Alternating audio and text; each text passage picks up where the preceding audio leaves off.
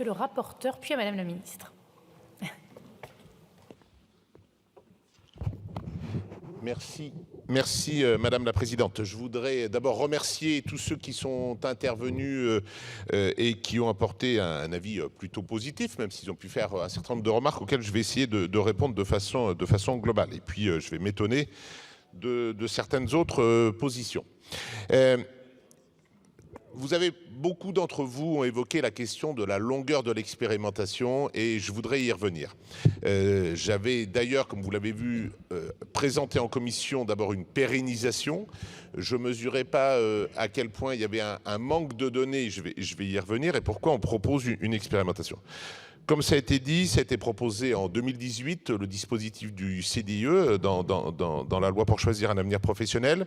Et notre collègue vient de l'exprimer à l'instant, Madame Ménard, il y a un manque de notoriété du dispositif et tout simplement, des responsables RH ne vont pas s'engager sur des nouveaux dispositifs sans qu'ils le connaissent et il faut, entre guillemets, un temps de médiatisation pour que les responsables RH ou les employeurs directs de PME se saisissent d'un nouveau dispositif. Donc il y a eu, entre guillemets, du temps à l'allumage. Il y a eu l'épisode Covid, ce qui a fait que l'expérimentation qui devait s'arrêter fin 2021 a été repoussée en 2023. Et puis, dernier élément, certains ont déploré, et on peut partager cet élément-là, que des données n'aient pas été remontées. Les données n'ont pas été remontées, elles devaient être remontées par les entreprises utilisatrices, mais il y a un outil qui existe pour tous les employeurs qui remontent un maximum de données, s'appelle la DSN, Déclaration Sociale Nominative.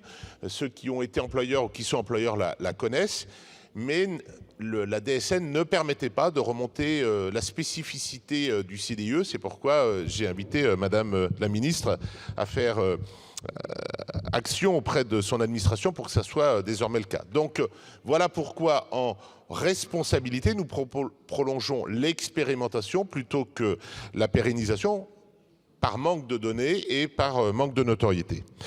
Je vais corriger les propos de Madame Ménard. La prolongation de l'expérimentation n'est pas de 2 ans mais de 4 ans. Parce que les services, dans les échanges qu'on avait pu avoir dans la préparation, nous disaient que pour intégrer un nouveau module, notamment dans la DSN, il faut à peu près 2 ans de développement. Et donc, si dans 2 ans, on le prolonge de 2 ans et que ça vient juste d'être intégré dans la DSN, on aura encore les mêmes problèmes de données. Donc, le texte propose une prolongation de 4 ans. J'ai entendu aussi la question, et ça a été ressorti dans les auditions, la question d'une forme de concurrence avec l'intérim. Les sociétés intérimaires, c'était remonté, c'était quelque chose qui a été entendu, j'ai entendu, j'ai partagé, c'est pas l'objet, c'est pas le même public, c'est pas la même mission, et donc c'est pour ça que pour privilégier les critères d'insertion professionnelle, nous avons proposé déjà en commission, mais là encore de les resserrer, les critères d'éligibilité pour nous adresser, pour que les personnes éligibles au CDIE soient des personnes encore plus éloignées de l'emploi et éviter les confusions avec l'intérim, plus éloignées par la formation, plus éloignées par la durée de chômage, plus éloignées éventuellement par l'âge. Voilà sur les éléments, je dirais, de questionnement que je trouve rationnels et qu'il me fallait expliciter. Par contre, je vais revenir sur peut-être les critiques que j'ai trouvées acerbes et de M. Chassaigne et de M. Clouet en évoquant ma vision des choses. Clairement, on peut se contenter de principes ou on peut essayer de regarder le réel. Aujourd'hui, un employeur qui reçoit un CV de quelqu'un éloigné de l'emploi, très éloigné de l'emploi parce qu'il a été 16 mois au chômage, parce qu'il a un trou dans son CV, un employeur va absolument hésiter à recruter cette personne en CDI. Au mieux, il va lui proposer un CDD, voire un CDD à temps partiel sur des métiers basiques, c'est-à-dire au SMIC. Si on ne voit pas ça, alors on peut se cacher derrière des principes et ces personnes-là, on ne leur proposera rien. Ou on leur proposera des CDD à temps partiel et des CDD à temps partiel payés au SMIC.